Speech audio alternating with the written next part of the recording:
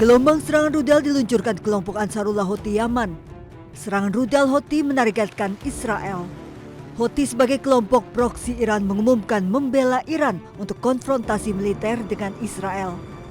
Keputusan ini diambil Houthi setelah Iran saling serang dengan Israel akibat Israel melanggar gencatan senjata membombardir Lebanon.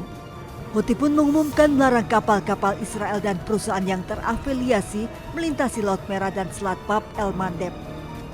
وفي هذا السياق تؤكد القوات المسلحة اليمنية على الآتي: أولاً، نعلن حظر الملاحة البحرية بشكل كامل وتام على العدو الإسرائيلي في البحر الأحمر، ونعتبر أن كل تحركات العدو أصبحت هدفاً عسكرياً لقواتنا المسلحة من لحظة إعلان هذا البيان. Kini Israel tidak hanya menghadapi serangan Iran namun juga digempur oleh proksi militer Iran Hizbullah di Lebanon dan Houthi di Yaman.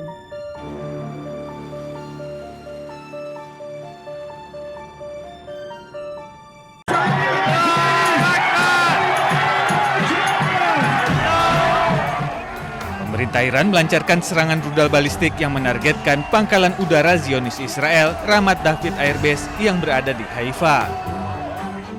Akibat serangan rudal IRGC ini, sedikitnya 2 orang penjajah Israel tewas dan 20 lainnya terluka. Peluncuran 10 rudal balistik ini merupakan balasan atas serangan penjajah Israel ke Lebanon. Pemerintah Iran juga menuntut teroris Israel menghentikan serangannya ke Lebanon. Sejak 2 Maret 2026, serangan keji penjajah Israel menewaskan sedikitnya 3.613 orang dan melukai 11.072 warga sipil Lebanon.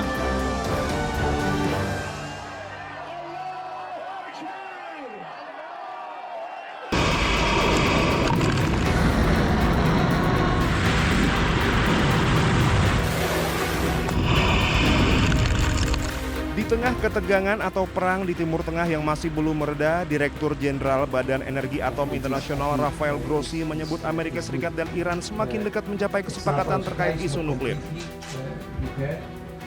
Grossi menjelaskan sejumlah isu lain dalam kesepakatan tersebut berada di luar Badan Energi Atom Internasional.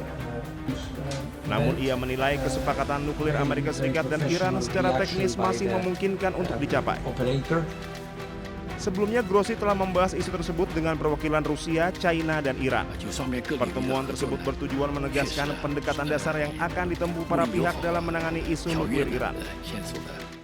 Our sense is that they seem to be pretty close to agreeing on what I would describe more with regards to the nuclear, because the other things are not within my purview.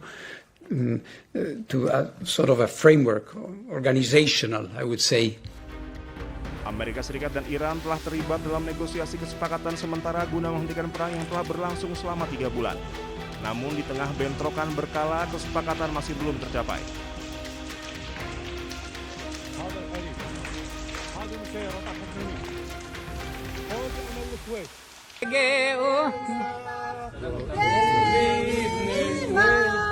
Sekelompok pemukim Yahudi Israel kembali melakukan aksi yang dinilai tak terpuji di komplek Masjid Al-Aqsa di Yerusalem Timur. Setelah memaksa masuk ke kawasan suci Al-Aqsa, mereka langsung membuka dan mengibarkan bendera Israel. Tidak hanya itu, dengan lantang mereka menyanyikan lagu kebangsaan Israel.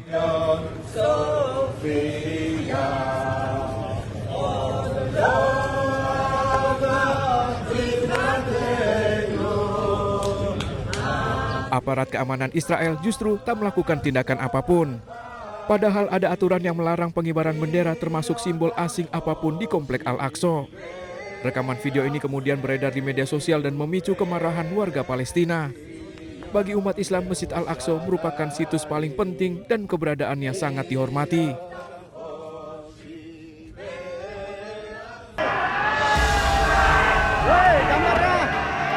Mantan Wakil Kepala Badan Gizi Nasional Sony Sanjaya mengungkapkan akan mengajukan permohonan menjadi Justice Kolaborator.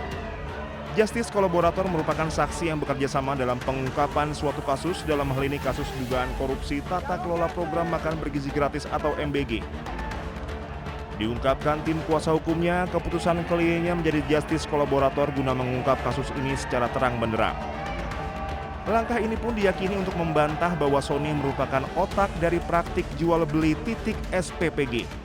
Katakan bahwa dia melakukan justice kolaborator. Artinya bahwa kenapa kita lakukan justice kolaborator? Kita bukan menghindar daripada permasalahan hukum, tapi kita ingin mengungkap kooperatif, mengungkap peran-peran besar siapa saja yang terlibat di dalam program unggulan presiden ini.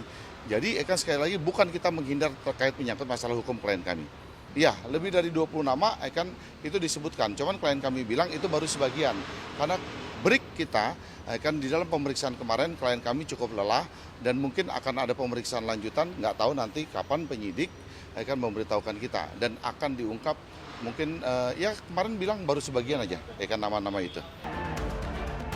Sebelumnya, Kejaksaan Agung menetapkan Sony, mantan Kepala BGN Dadan Hindayana, dan satu wakil Kepala BGN lainnya, Lodwig Pusung, sebagai tersangka dalam kasus ini. Ketiganya diduga melakukan intervensi dalam proses verifikasi portal mitra BGN yang meloloskan yayasan-yayasan mereka meskipun tidak layak.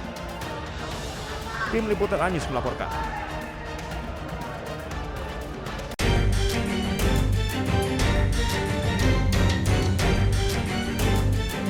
Menteri HAM Natalius Pigai menyampaikan gagasan agar pejabat kepolisian bisa diisi oleh sipil.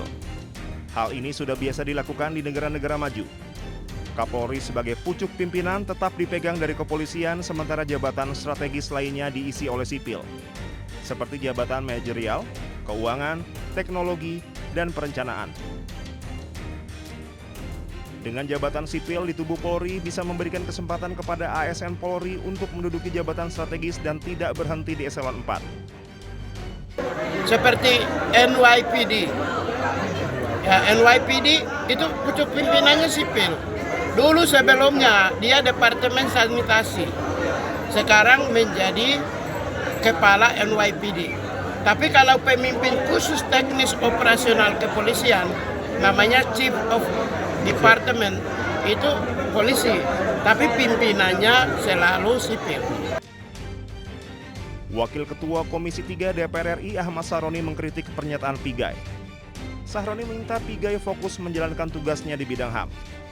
Karena jabatan di institusi kepolisian tengah dalam proses pembahasan RUU Polri di DPR. Bang Pigai, jangan usul yang enggak. Bang Pigai fokus aja sama membela siapapun dia pada hak-hak sebagai manusia. Rasanya itu lebih bermartabat daripada Bang Pigai mengusulkan jabatan pucuk pimpinan di kepolisian bisa diberikan oleh sipil. Bang, please Bang, Abang fokus saja kepada pekerjaan Abang, jangan ngurusin yang lain-lain. Sementara itu, Kapolri memberikan ruang bagi sipil untuk dapat menduduki jabatan strategis di Polri. Hal ini juga menjadi timbal balik karena polisi juga bisa menjabat di luar struktur. Ya memang kita memberikan ruang resiprokal, ASN bisa masuk ke polisi. Oh, begitu. Jadi akan didorong direvisi. Pada saat kita diberikan ruang di luar struktur, maka kita juga memberikan ruang dari ASN di luar Polri untuk bisa masuk ke Polri. Saat ini revisi Undang-Undang Polri masih dalam pembahasan di DPR.